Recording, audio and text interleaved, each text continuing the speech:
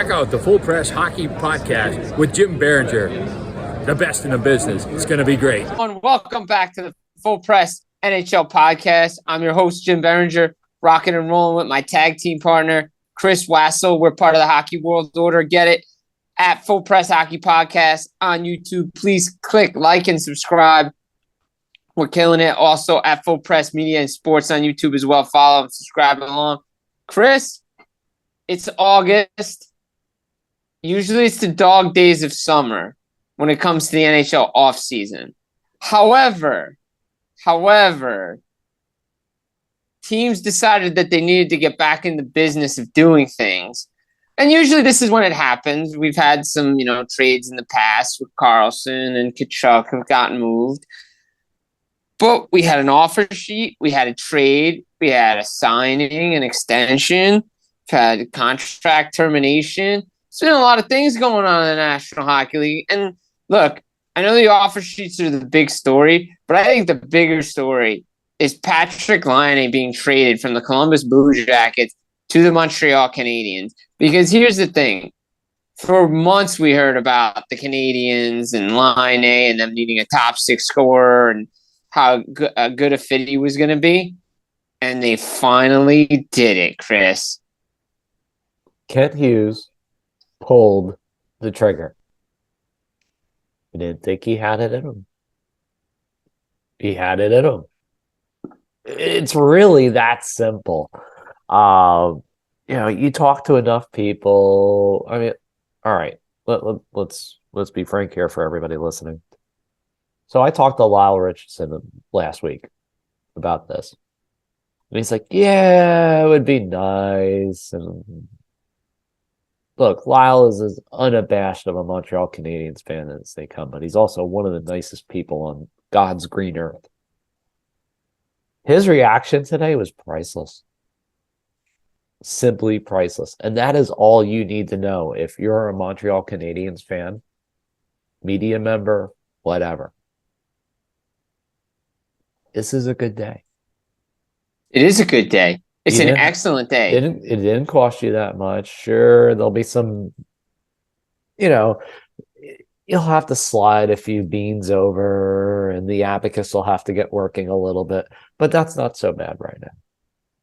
No, it's not because, look, as I wrote on FullPressHockey.com when we're talking about this, look, Don Waddell wanted to make a hockey trade for the Columbus side of things, but he also talked about players that wanted to play there. Laine has made it clear he doesn't want to play in Columbus. In order for a hockey trade to happen, Columbus probably would have had to at least eat half a salary. Didn't want to do that. Canadians could take on the full boat because we know Carey Price isn't playing. $10.5 million will go on LTIR at the beginning of the year once he goes to see the doctor at training camp. Okay, boom, we know he's not playing. Okay, come salary, they can do it. Look, the Canadians need a top six scorer. They were ranked near the bottom of the league in goals for at 2.83 goals for last year. Now they get a scorer that has the potential to be a 40-goal scorer again. There's not a lot of pressure. Look, there is pressure in Montreal. He's played in Winnipeg. He understands the Canadian market. But this team is not expected to make the playoffs this year. And that allows him to take pressure off guys like Cole Caulfield, Nick Suzuki, Slavkovsky, and so forth. But is it a risk? 2 years at $8.7 million? Yeah, but it's not because there's a lot of risk reward here. Plus, in 2 years, if say next year he's doing this again, maybe you get something at the trade deadline for him. Or you say, maybe we can sign him to an extension. We don't know. See how he fits in. But it seems like snipers do well in Montreal. I remember one. Really good, too. Had 47 power play points the one season. Might have been a little enigmatic, if you will, but was he a former Devil? Or was he a former Ranger? He was a former Ranger. Alexei Kovalev, he had baby. one of the greatest curved hockey sticks in the history of the world. He was beloved up in Montreal, if I remember correctly, Kovalev. But you think about it. You think about what Laine brings to this team, right? The potential of 40 goals, right? Ken Hughes doesn't expect him to score 40 goals. He says himself, I don't want to be a 30-goal scorer. I want to be a 40, 50-goal guy. And I think in a change of scenery with Martin St. Louis as his head coach, I think it's possible because, look, You've seen what he's done with Caulfield, Nick Suzuki, Eric Slavkovsky. The book is out on Kirby Dach because he hasn't been healthy in Montreal. If you can get a healthy Kirby Dach for 82 games with a healthy Patrik Laine, the Canadians have something going here, and maybe they'll be playing meaningful games towards the end of the season. Yeah, I mean, look, this team needs, never mind a 5-on-5 sniper. He needed somebody that could put the puck in the net on the power play. I couldn't look. There's the worst way, and then there's the worst of the worst way. Montreal, I joke, has been so far down in power play rankings over the last decade that hold on, let me look over the hill here from where I'm at, and I still can't find where their power play is. That's how bad it's been. And if you can get Laine at the price they basically did, yes, I understand salary and such, but you can cover that if you're Montreal. And you can also argue that yes, while he's getting paid $8.75 million a season, he's not produced at that rate, and he's been injured, and he's kind of gone through his own ways. Right, he's motivated. This is a bargain deal for Montreal. Yeah, you have to take a shot on something like this if you're Montreal. You get a test run for 2 years essentially, or at least a year. You get to see what you have in Laine. I mean, for what it's worth, even say last year or year before, he's still scoring at a 45 to 55 point pace at least. Before everything went wrong last year. And his last semi-full season, if it was a full season, he was probably touching near 40 goals. I think the COVID shorted season, I believe when Columbus was in the bubble, he was around 38 goals when they shut down, correct?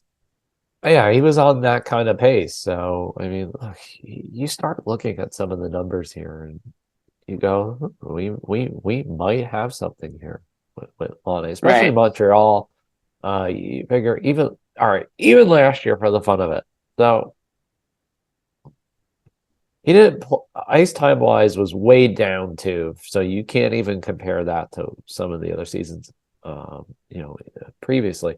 But if you think about this, okay, so a couple years.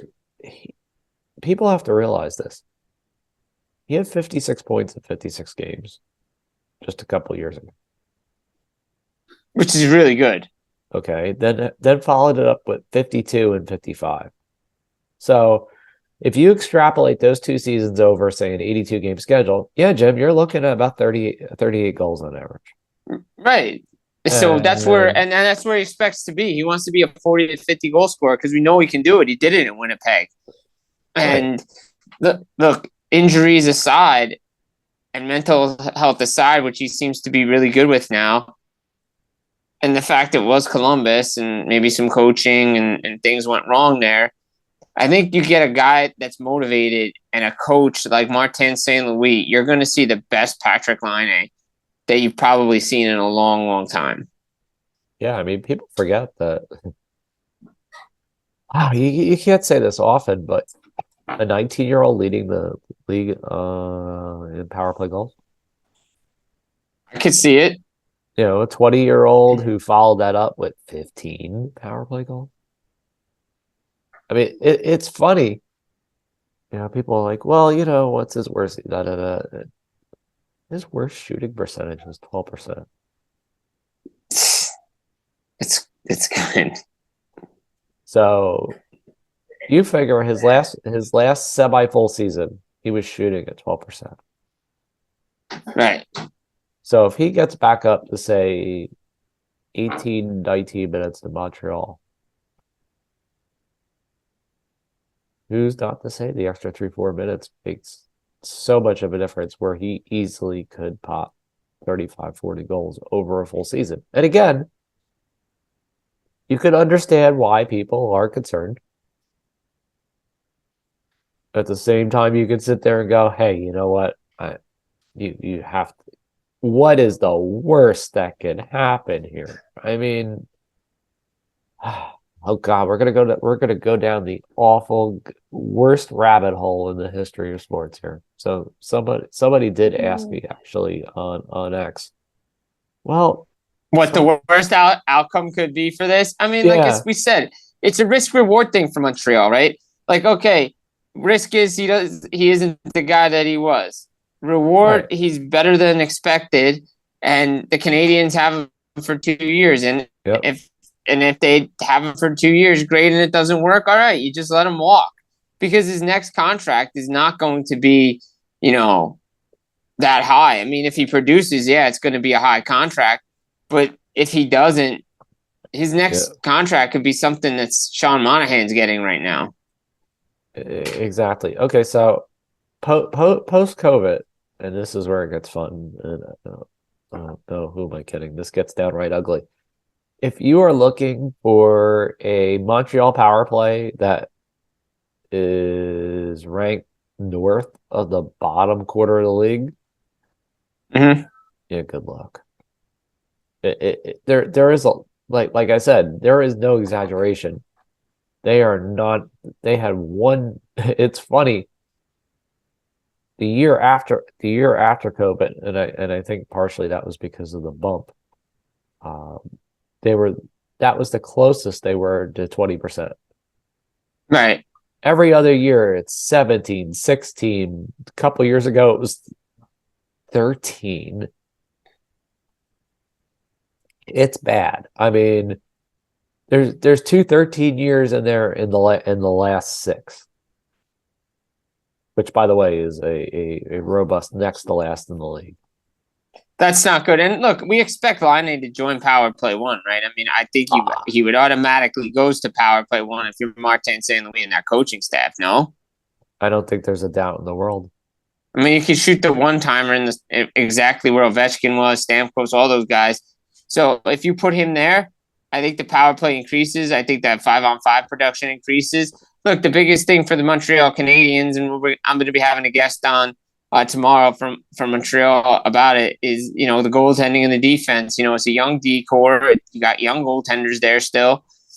Do they do something else? Do they go after Askarov? Do they just stick with what they have? Because they have a talented goalie in Caden Primo. They have Samuel Montembeault.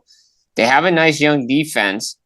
The Canadians, to me, and this is where I don't understand, and I said this in another place, I don't understand what people were expecting the Montreal Canadiens to do this offseason when they were in a rebuild, and the next step in their progression was to play meaningful games now.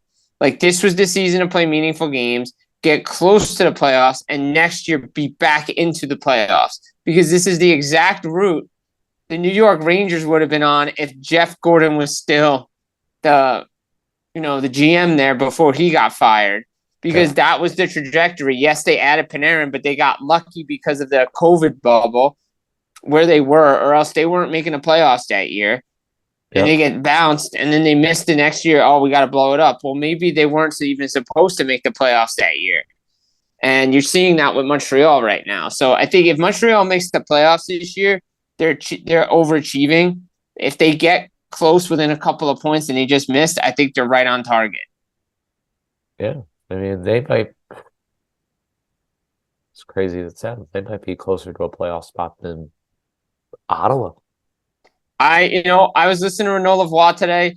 I listened to him on Tuesday on SiriusXM NHL Network Radio, and he was saying that he feels that they're better than the Senators, better than the Sabres. You could make a case that they're better than the Detroit Red Wings right now, too. Right now. Just because of what they have, and now everybody else in front. Yeah, I mean, look, Detroit needs a goaltender that they can somewhat rely on, and they don't have it. You have unknown quantities all over the place, Detroit. Right, exactly. So again, Tampa, you still have Tampa there, Toronto, Boston, Florida. So you're going to see, but maybe the playoffs aren't that too far away for those Montreal Canadiens who land Patrik Laine because they've been linked to him for a very, very long time, and they didn't have to move guys off their roster outside of Jordan Harris. So that's a win for Kent Hughes and Jeff Gordon, and Don Waddell gets a player off his roster that didn't want to be there as the Columbus Blue Jackets continue their rebuild. All right, the bigger news somewhat, because obviously Montreal is the big hockey city. The Edmonton Oilers went to the Stanley Cup final. They lost to the Florida Panthers. Last Tuesday, offer sheets come from the St. Louis Blues. 2-year offer sheets. Wow. One to Philip Broberg, 2 years, around $4.5 million, a little bit more than that, probably like $4.7-ish million. The second one's to Dylan Holloway, 2 years at $2.2 million, around there. And the funny thing is, before that, they make a trade that sets up everything from the Pittsburgh Penguins acquiring a second and third round picks from 2025 and 2026. And if you look at the exact dollar amounts at what they're owed, that's the maximum compensation that the Oilers would have been given if they did not match the offer sheets, which they didn't. Funny enough, after the moves that they make on Sunday, acquiring Vasily Podkolzin and moving out Cody Ceci. Oh, by the way, I said Ceci was going to be on the move. Yep. As a way for them to potentially match both offer sheets, because you would put Kane on LTIR because he's going to have surgery. But they come out on Tuesday and say they're not matching it after all that movement on the weekend to get younger with Ty Eberson, who, by the way, is known by Chris Knobloch because he was part of the Rangers organization. And now you see what they did in St. Louis. That's the execution to me of the offer sheet perfect. Because if they only go 1 year, okay, Oilers can match it. If they go 2 years, it makes Stan Bowman and Jeff Jackson think, because, oh, by the way, what's coming up next year?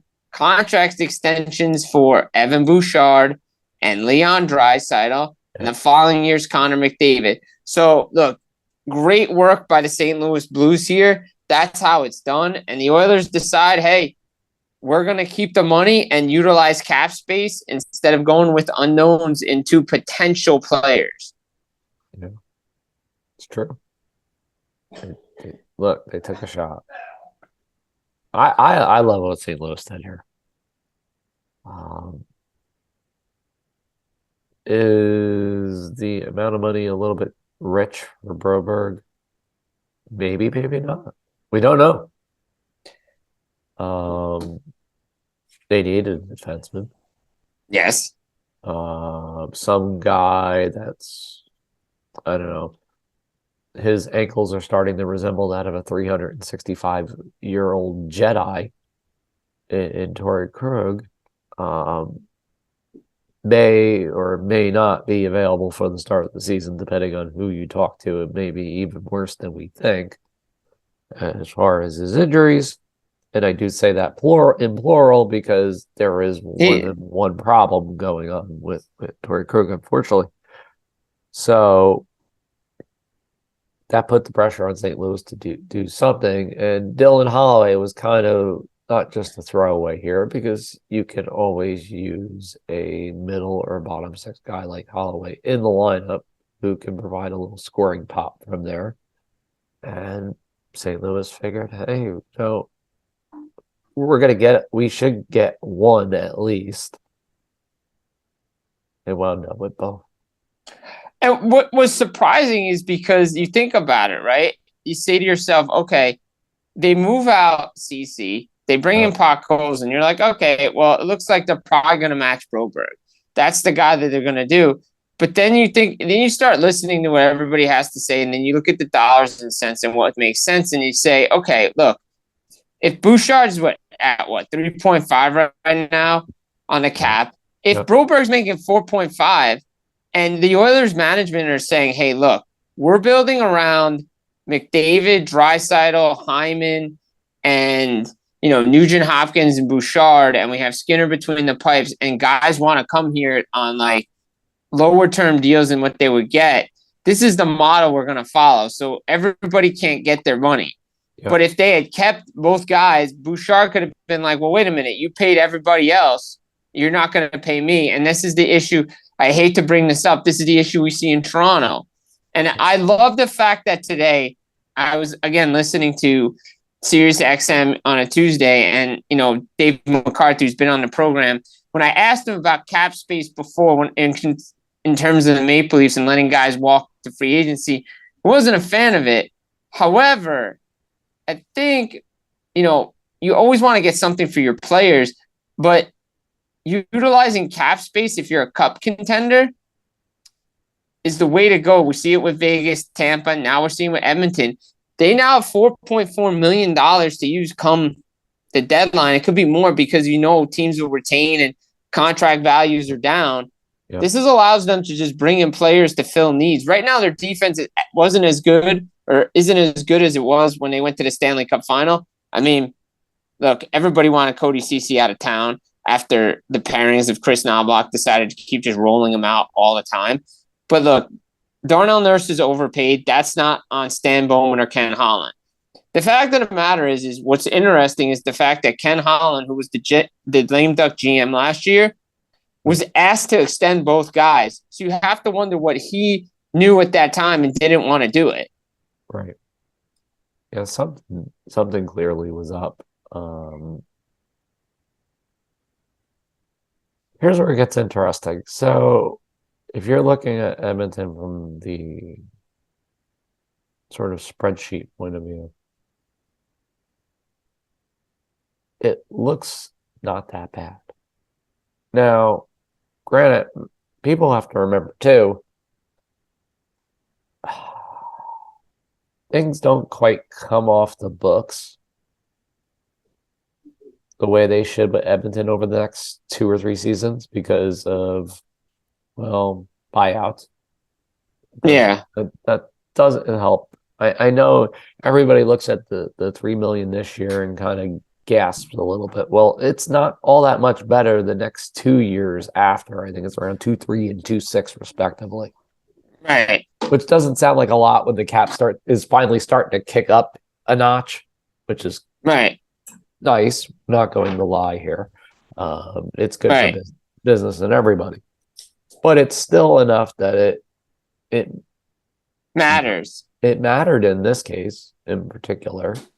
But at the same time, it also allows Edmonton that flexibility. And I don't think they're necessarily done yet either. No. Ooh, what do you think they're going to do? I mean, they do have a few options. You got to think that they're going to go for some depth.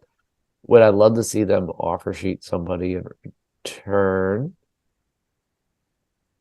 Yeah, it would be great. It would be fun, but I don't think anybody in New Jersey is going to like it. Oh, you mean Dawson Mercer? It's always been the lingering possibility, but again, Edmonton does have business to take care of first, and that is it's called Leon Draisaitl and Evan Bouchard. So I mean, I don't think they can do it. It's been talked about. It look, it never means that it's going to happen. No, but it's interesting. It's interesting that Dawson Mercer is still out there. But real quick, before we get to him and some of the RFAs that are still out there, you think about it, right? We look about these offer sheets, and you see here Doug Armstrong talk about today, and he's like, no one sent me no email about nobody using offer sheets. So if that's the case, if that's really the case, what was going on? Because this is only the 10th offer sheet we've seen since 2007. So if there's no gentleman's code or code of conduct between the GMs in regards to offer sheets, then why are nobody using them? Because there is a gentleman's code. There is a gentleman's agreement not to use them. But I think with the salary cap going up, I think you're going to see more and more of them because teams aren't going to be afraid to overpay somebody now to do it, right? Like, I still don't understand Carolina being so peeved that they had an offer sheet. Like, how Canadians did the for Carolina, Otto signed to a great deal. Yep. Like, that one I just don't get. Like, I don't get that one. Look, Carolina pigeonholed themselves. Now, if you're a Carolina fan, you are praying literally to the whatever God you choose to believe in, and not the porcelain one, that you find a way to grab a goalie. You're going to need a goaltender. I mean, Skarov's linked there, but again, I've seen people linking Carolina there. But again, you're not sending a goaltender back to Nashville. That's the issue. And that was the issue in Calgary with Markstrom. They didn't want a goaltender back because they had Dustin Wolf. UC Saros is signed for the next 8 years. All you need is a backup goaltender. So, look, it's kind of the bottom line in this. For people that sat there with any kind of a conscience and expected Askarov to stay there this year,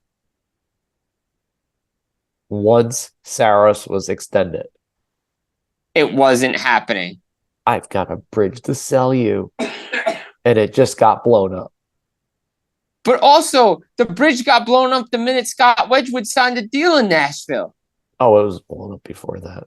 But you think about it. So think about this. There's stuff that happened in Milwaukee even that just makes you go sit there and go, okay, you knew, no, he's not coming back. Right. Look, he's great in the AHL. Is he unproven in the NHL? Absolutely. Has he been improving in the playoffs in the AHL? Yeah, you could make that case. However, Barry Trotz chose UC Saros over Askarov. I don't look. I don't want to go on a rant here, but I'm saying this: you have to read between the lines when you're listening to a general manager speak. When they say one thing, they mean a completely another thing. Yep. He said he did not want to be in this predicament 5 years from now. He saw what Nashville went through with Saros and Rinne. Saros sat back while Pekka Rinne continued to be the starter, but it was a slow progression from Saros taking over because towards the end, it was Saros' net. It wasn't Rinne's net anymore. Right. Saros was the better goaltender. In this case, we have yet to see Askarov be a backup.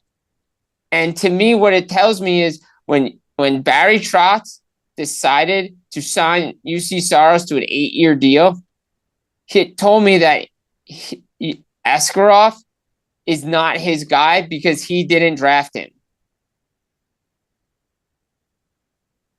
That's where it's been all along. He's not his guy. Despite what he says, oh, he's going to be in training camp. He's coming to camp. He could compete for the backup role. If he was able to compete for that backup role, Scott Wedgwood would not have been signed on July 1st. Pretty simple. It's pretty simple. It's pretty simple to me that the Nashville Predators have a 2-year window to win, and they're going to do everything in their power to do it, and they don't want a rookie goaltender to be the backup goaltender, and the reason they don't win the Stanley Cup. Yep. I'm just trying to be honest with our viewers and our listeners here. Like, I'm trying to be honest to everybody down there in Nashville. I got to credit our guy Ricky O, though. He's been on top of this thing for a long time in regards to Askarov and Nashville and him being on the block. Look, he was there about Saros. He locked in Saros, Stamkos, Marchessault before those announcements were made. So shout out to him. He's one of our great Nashville contributors here. And, look, Predator in win now mode. You got to wonder, though. Again, I'll go back to what I said before, and you were in agreement with this. When Jacob Markstrom was on the block from Calgary, the Flames said they did not want a goaltender in return. The Predators are saying the same thing. They do not need a goaltender in return. Now, right now, they don't. Why would Anderson go there or any of those guys go there to be a backup? You can get guys like Scott Wedgwood every year in free agency. Right. You can do that. So the issue for Carolina is, okay, if you go after Askarov, where's he playing? And where's Kochetkov playing? Because he's waiver eligible, I believe, right? He has to clear waivers, right? Yeah. So there you go. And caveat, by the way, if Askarov didn't request a trade, the Predators were walking away from him anyway at the end of the year because he was an unrestricted free agent. It didn't really matter at that point. It didn't matter. It doesn't matter. So it's going to be interesting to see where he goes because there's teams that need to go. I think to be honest, I think a great fit would be Chicago. Good work. I mean, just to think with that team, building with that team, young team, they're in a rebuild. I just don't see the fit in Montreal. I just don't see it because they got Montembeault signed already. Primo's there. They want to see what he is. He's their goalie of their future. Maybe San Jose's an option, but they like Mackenzie Blackwood right now. Yes, they do. So there's not too many options out there, but again, I don't believe Askarov's going to training camp, and I do believe that he is going to get traded. It's not a matter of if anymore, it's a matter of when. When. Yeah, because if you look at this, exactly. it's blatantly obvious. Oh, it's so obvious. Not even funny. And then you look at it, right? You got the RFAs that are still out here, which we talked about last time on the podcast with Moritz Seider, and you have Jeremy Swayman, and you have Dawson Mercer's out there, and Seth Jarvis and Thomas Hanley. Oh, by the way, NHL Network, notable remaining restricted free agents. I don't see Dawson Mercer's name on it. It is kind of weird, right? I mean, somebody sent me a report over the weekend that had stated that the deal was done, 3 years at $2.5 million. But as far as we know, they're still working on it. And by the way, I said on this podcast, I believe with you, that the number would come in around that amount, if I'm not mistaken. Yep, there's a framework somewhere between 7 and maybe close to 8 million. That's the amount for 3 years. Now it's which side does it go to? That's the question. I was talking with somebody who said that the ideal contract is 3 years at $2.8 million. That's the deal. That's the high end. Because if you go to three, and it doesn't pan out, that's tough. Because it's $3 million. You go over $3 million, that's tough. Because if he doesn't produce the way he's supposed to be producing, he's getting paid that's a lot of money. I think you probably could go as high as 3. Like I said, the ideal number is 2.8 to maximize. Again, it comes back to it. You maximize cap space here. What can you do down at the deadline? You want to give yourself enough space to do stuff later on and add to your cap space. I think the deal gets done. Again, if it had gotten done when this report had come out, I think everybody would have been over it.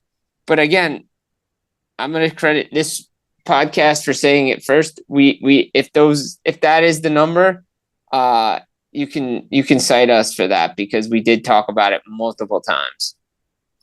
I mean, you never know where you may get some of your information sourced from, but in this case, there was a small hint from Dawson Mercer the last time he appeared at Sports Minded Unlimited that this might be the number that it comes in around ultimately. Right. And he kind of just half-heartedly joked about it. Right. Maybe for all we know, the market was examined, looked at, dissected, and that's where we came back to. So we'll see. Yeah, I mean, look, again, like I said, if that's the agreement, look, we've been on top of it. So three times 2.5 million is 7.5 million over 3 years, give or take bonus performances, how everything gets structured. But again, there is one thing though. There's one thing we do have to talk about. It may hurt some of us because, well, I don't know, we might wear the Happy Devils crest. Gonna regret saying this because he cursed the Giants like no one else every time he did a game. But this hurts. Ricky somewhere is probably gonna be like, God, I can't believe they're saying positive things about a Ranger here. But how crazy is it that Sam Rosen is going to be retiring after this year? I know, it's crazy, man. Sam Rosen, one of the best to do it, right? Like look, he's had some memorable calls. Some of them we may not like. Some of them hurt us. But again, some of them are, let's be honest, this one will last a lifetime. I mean, if you're a Ranger fan, hey, I've it joked might about be a this. lifetime. He may have been so prophetic. It's not funny. But right, exactly. But it's iconic. But I mean, it is iconic. Look, it's iconic. He's called so many games for MSG Networks in the playoffs. He's done NHL International back in 1995 when the Devils were in the Stanley Cup final. He's called so many games. He's been one of the best to do it. So, I mean, look, tip of the cap to Sam Rosen. Final year behind the mic for Madison Square Garden, MSG Networks, James Dolan. So that's going to be interesting how that final season plays out. What's something that's going to be interesting to play out here too is, again, we also had this on the podcast. Our buddy Rob Simpson stopped by Simmer. We talked about the Seattle Kraken. One burning question. It was who's going to be their number one center. We mentioned Chandler Stevenson, a contract that made you go, whoa, $6.25 million over 7 years. I think this one's up there too, right? A contract that makes you go, whoa, 7 times 7.14 for Matty Beniers. That's high for him. I mean, look, they've got their future locked up down the middle, but we don't know if this kid's the number one center yet, and he's getting paid $7.14 million over the next 7 years. A ridiculous amount of money. Had a down year last year. I know it's the final year of entry level, but look, they lock up their future. But you got two centers now making close to $14 million, and we don't know what they can be. Which guy is the number one center?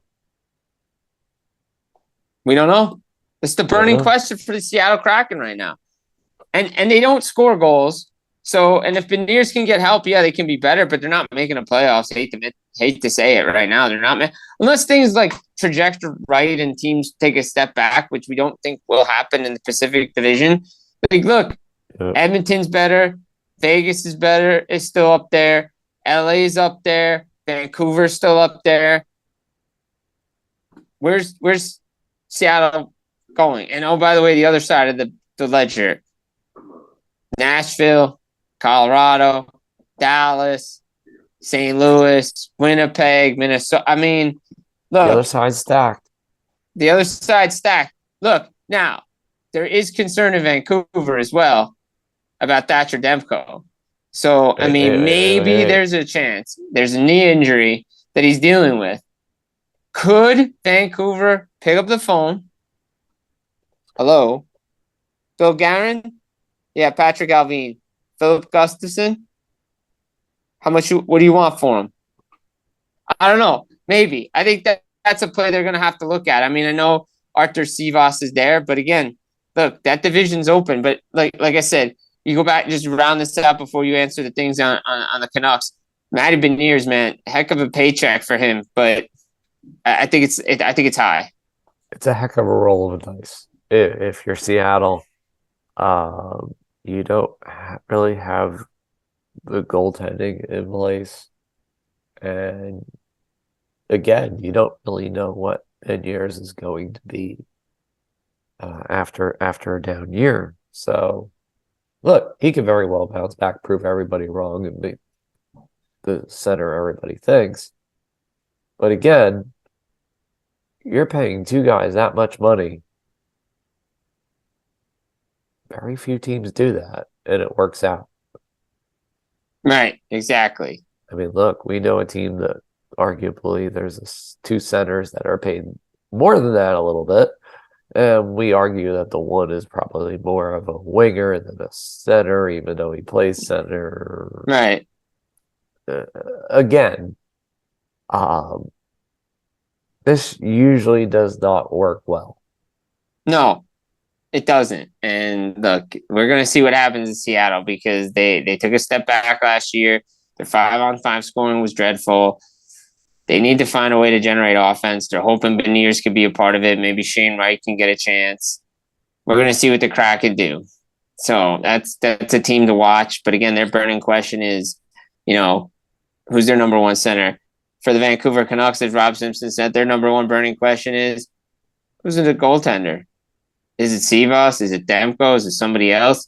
The Smith? Who is it? Because if Thatcher Demko is really not able to play, the Canucks have issues. Big time. They have big issues.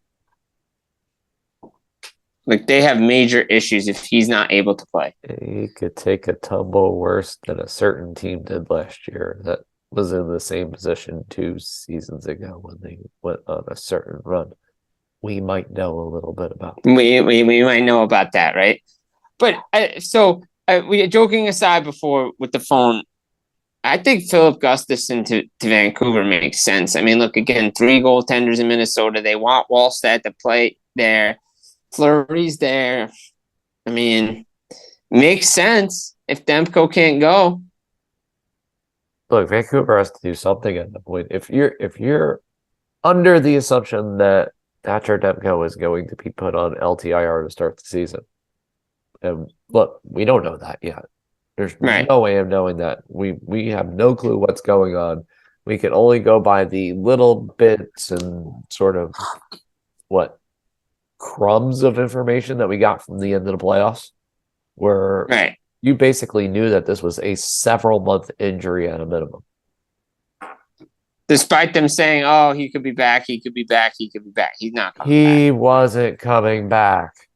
It's like another guy that we'll talk about in a minute.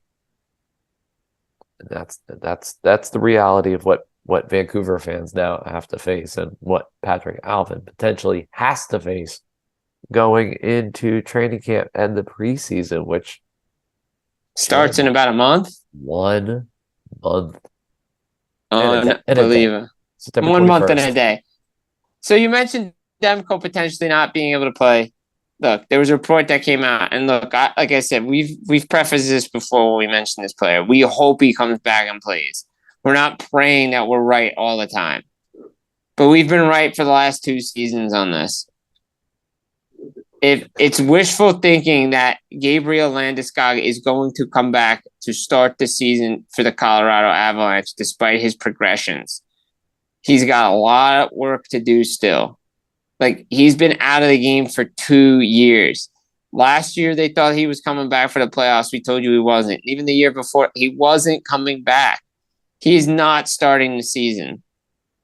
Discussion is closed on this. He's not starting the season with Colorado Avalanche. Right. You got to ask the guys that went through this kind of surgery. Once game action comes, it's a whole different ball game. Yeah, I mean, you want him to see him play. You want to see Landeskog play. He's the captain of this team. But we're just stating facts here when we've talked to guys that have had the surgery. You get it when you talk to anybody in the Colorado Avalanche organization. Fans, media, scouts, the guy that scouted them, obviously Jared Bednar, which keeps wishing on a star that this is going to happen. And the reality is, yeah, we all do. Because look, Gabriel Landeskog is a relentless beast on the ice that will literally be your worst matchup nightmare. Especially in the front of the net.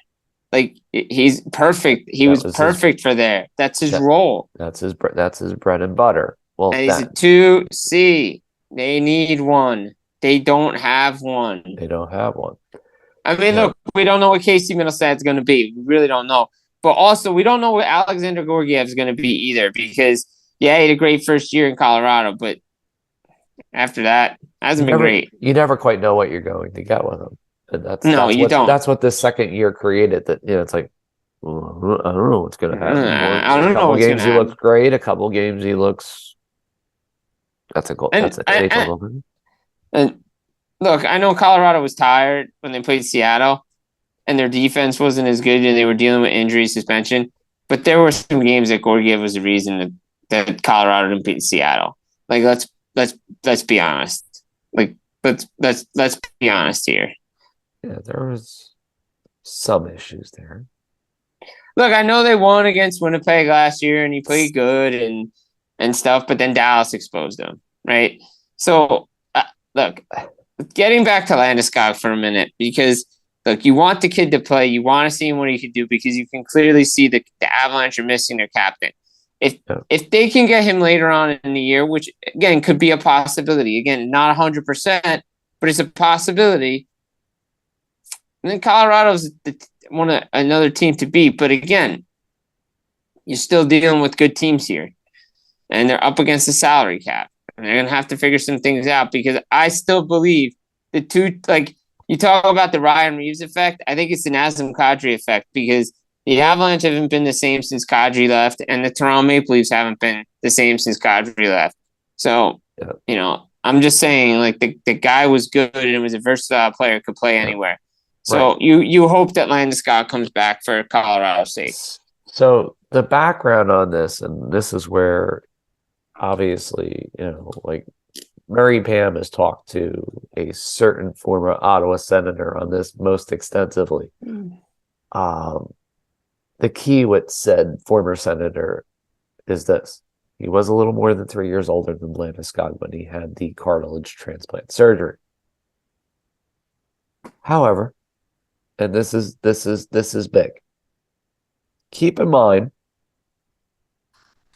Landeskog had the transplant surgery in May of last year. Yep. So we are, well, you figure 15 months out, right, as of right now. People forget that on the same knee, he had surgery twice. Yeah. The reason why he had the cartilage transplant surgery is the most obvious. The second knee surgery did not work at all because there was nothing to attach the bloody stuff to. Right. You figure with the quadriceps surgery on top of it, it doesn't make this any easier of a recovery at all. There is so much unknown to this that there are doctors legitimately in the Denver area that have said the same thing. There is no timetable because nobody has seen this before. We've seen parts of it before. Obviously, we've seen the cartilage transplant surgery done before. We've seen nobody come back to anywhere close to what they were. Yeah. For somebody to have a normal after sports playing life is more of an accomplishment at this point than what Gabriel Landeskog is trying to do. Basically, this is unprecedented recovery. That you legitimately have a guy that has gone through a litany of injuries, tried to have the knee worked on several different ways. It didn't work. They tried this as an absolute last resort. Mostly, this surgery is to give a player a chance of a more normalized life after hockey, rather than returning to play hockey. So if he even returns and is anywhere remotely close to what he was, it is considered probably a medical miracle. Yeah, it is definitely for sure. So that's something to keep an eye on with Landeskog and the Avalanche moving forward. At least last piece of business before we get out of here, Ryan Johansson will file a grievance in regards to his contract being terminated by the Philadelphia Flyers. They're citing that they didn't know about his ailing hip when he was traded there. I think it goes deeper than that. I think the fact that Ryan Johansson does not want to play for John Tortorella and that relationship that was severed in Columbus, I think it has a lot to do with this. So that's something else that we're going to keep an eye on. I don't know what you're hearing on this, but that's what I'm hearing.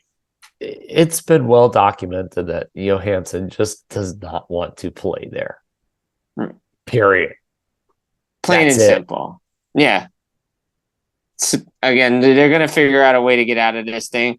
The Flyers want to terminate his contract, but put him on unconditional waivers. But, players can file a grievance. And he's owed a lot of money, so I don't blame him.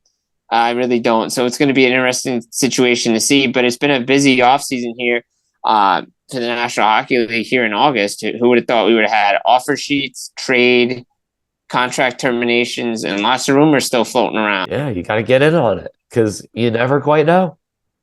You don't know because a lot of stuff can happen, right? There's a lot of stuff that can happen, and we're only about a month and a day to preseason. Yeah, add a couple more weeks and the regular season starts already. And I thought we just finished this thing up. No, we're back again, folks. Guys, Full Press Hockey Podcast. Subscribe on YouTube. Full Press Hockey Media and Sports. Subscribe on YouTube, iTunes, Spotify, wherever you get your podcasts. This has been the Full Press NHL Podcast. I've been your host, Jim BIringer. Chris Wassel. Get us everywhere. We'll be back again real soon. Take care.